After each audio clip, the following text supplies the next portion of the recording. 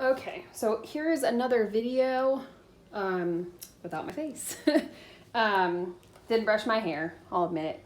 Um, all right, so I've had a few people ask me about history and science. So since history tends to be my favorite, I thought I would start with history and just show you kind of how I've learned to adapt curriculum through the years.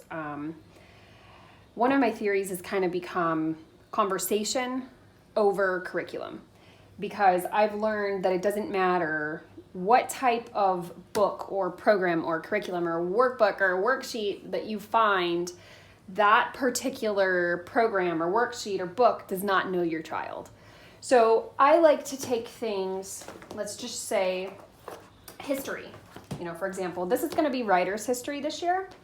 What I like to do is choose a time period. Okay, this is not the right way to do it or the wrong way to do it. This is just my version of how I've learned that one of my children learns best.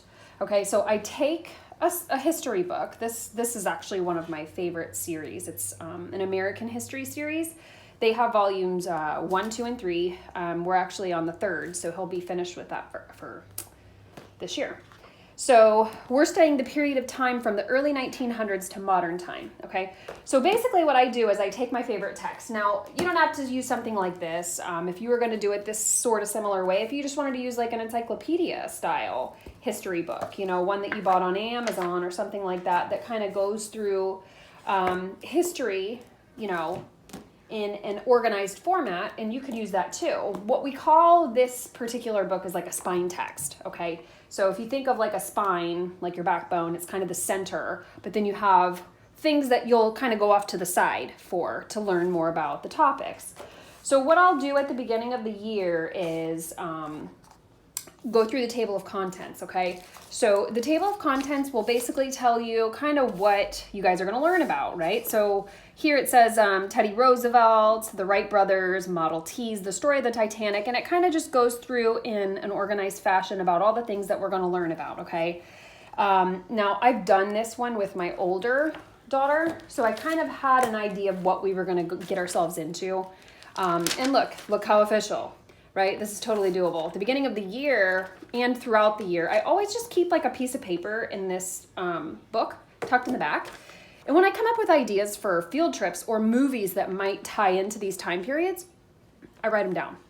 So like this year, I'd like to take him to the Holocaust Museum in Maitland, possibly find a local car show so he can kind of see maybe what a Model T might look like, learn about the stock market. I really want to expose him to the 70s and 80s music, which is really cool. We did that last year with Hartley, and it was so much fun. Some movies that I thought he would enjoy, Driving Miss Daisy. That's a great one for, the time period of, I think it's in the 40s. The Hiding Place. There's a good September 11th documentary that I like to show my kids. And also The Goonies is kind of cool, right? So that kind of gives you like a spin on, maybe the 70s. So I just keep this so super unofficial, right? I just tuck it in the back. So every time I think of something, I just add it to that list, okay?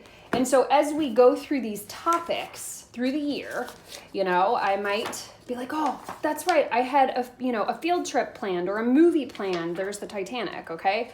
So, and sometimes I even write it in the books. I might jot down little notes inside my books. Now that's if you obviously purchase your book and you don't mind writing in it. If you're using the library, obviously don't do that. Maybe use sticky notes.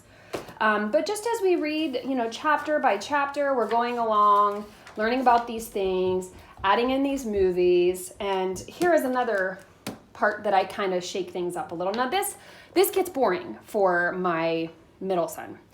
This is a great series, but he tends to get a little burnt doing the same stuff every single day. So when I find that he starts to get a little bored, I basically have made myself a book list, okay? So these are just books that will kind of highlight the topics from this book, but it just gives him something different to open, okay? So this year, when we get to the time period of World War II, he's gonna read what was the Holocaust, okay?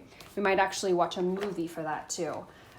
These are called the Tuttle Twin books. These will kind of give you a little overview of like government, and I think this one ties in with like the stock market crash, and he's learning about that in this book. So that'll kind of give him, just a different different view of what he's learning about. Number the Stars, this is a great one for the time period of the Holocaust. Who was Jackie Robinson? Obviously from the 50s, it's a great book to kind of give him perspective. He loves baseball. So this is obviously an African-American baseball player from the 50s, so he kind of can get a little perspective of a certain time period. What was the Great Depression? What is the Constitution? We always like to kind of go over the Constitution every year, even though that's technically not what he's learning about this year. I got a couple others. Heroes of World War II. This is just kind of like a little, I think it's like a sticker book. So you can kind of go through and, look at some of the pictures in there. The Story of Money, since he's learning about the stock market crash, this kind of gives like an overview of where money actually came from. And then I have some other things that I've just pulled off the shelves, or you could check it out from your library. This one, this Explore Titanic, it comes with a CD. So you kind of can put it in your computer and it gives you like a tour of the Titanic. So that's pretty cool. And it's, kind of shakes things up a little bit from what you're reading from this, if it gets a little boring. This is another book on the Holocaust. This one is, you would probably want to preview this one before you showed your children. This one has some pretty intense stuff, but I personally think my son can handle it. Here's a project we did last year, the Titanic. Hartley put it together, so Ryder obviously won't be able to put it together, but he can still kind of observe it.